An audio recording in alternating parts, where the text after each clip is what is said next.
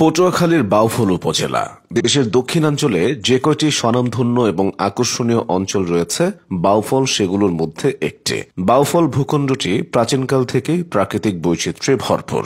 সুনিবিড় অরণ্যানী, উদ্ভিদ, প্রাণী ও নদীনালা এবং জলাশয়পূর্ণ এই অঞ্চলটি তাই নিজস্ব স্বকীয়তায় পরিপূর্ণ।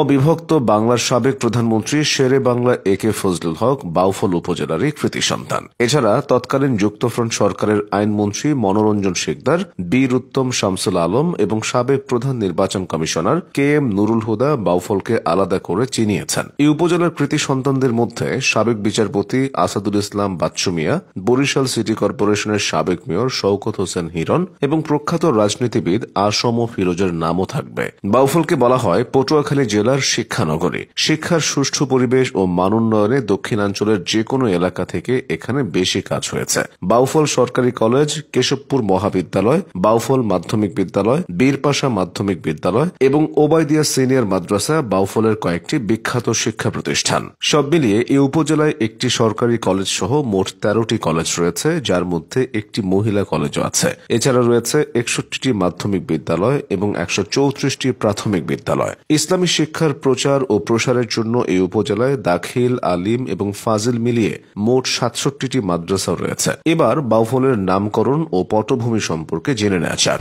1790 সালে লর্ড কর্নওয়ালিস ভারত শাসন সংস্কার আইনে বাকেরগঞ্জ জেলাকে 10টি থানায় বিভক্ত করেছিলেন। এর মধ্যে বাউফল থানা অন্যতম। এছাড়াও 1867 সালের 27 মার্চ কলকাতা গেজেটে পটুয়াখালী মহকুমা সৃষ্টির ঘোষণা প্রকাশিত হলে এই মহকুমার অধীনে 4টি থানার মধ্যে বাউফলও অন্তর্ভুক্ত ছিল। পূর্বে এই এলাকায় অনেক ধরনের বৃক্ষাদি জন্মাত। এই বৃক্ষাদির মধ্যে এক ধরনের গাছ জনসাধারণের কাছে বাউ গাছ নামে অত্যন্ত সুপরিচিত ছিল।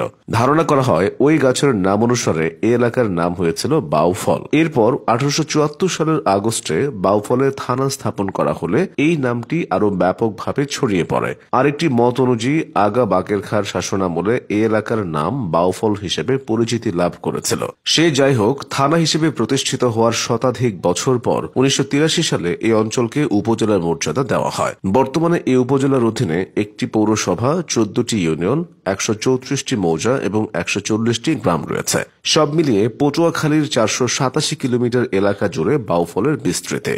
ভৌগোলিক দিক থেকে এই উপজেলার উত্তরে বাকেরগঞ্জ ও ভোলা সদর, দক্ষিণে দশমিনা ও গলাচিপা, পূর্বে ভোলা সদর, বোরহানউদ্দিন ও লালমোহন এবং পশ্চিমে পটুয়াখালী সদর এবং বাকেরগঞ্জ উপজেলার অবস্থান। তেঁতুলিয়া ও কালাইয়া নদী বেষ্টিত বাউফল উপজেলার বেশিরভাগ মানুষ কৃষিকাজ এবং ব্যবসার সাথে জড়িত। এখানকার মোট জনগোষ্ঠীর প্রায় অর্ধেকই কৃষিকাজ করে জীবিকা নির্বাহ করে। উৎপাদন করে ধান, পাট, আলু, ডাল, চীনাবাদাম ও শাকসবজির মতো অর্থকরী ফসল। বাউফল উপজেলায় অনেক পুরাকীর্তি রয়েছে, যেগুলো এখানকার ঐতিহাসিক গুরুত্বের সাক্ষ্য বহন করে। চন্দ্রদ্বীপ রাজ্যের রাজধানী কচুয়া, কমলা রানীর দিঘি, ঘসেটি বিবির মসজিদ, তমির উদ্দিন আউলিয়ার মাজার, মদনপুরা গ্রামের ঢোল সমুদ্র দিঘি এবং বিলবিলাস গ্রামে শেরে বাংলার পূর্বপুরুষের মাজার এগুলোর মধ্যে অন্যতম। অবশ্য কালের পরিক্রমায় এসব পুরাকীর্তির বেশিরভাগই এখন প্রায় ধ্বংসের পথে। অতীতের মতো বর্তমানেও বাউফল উপজেলার নিজের সুনাম এবং দ্যুতি ছড়িয়ে এগিয়ে যাচ্ছে সগৌরবে।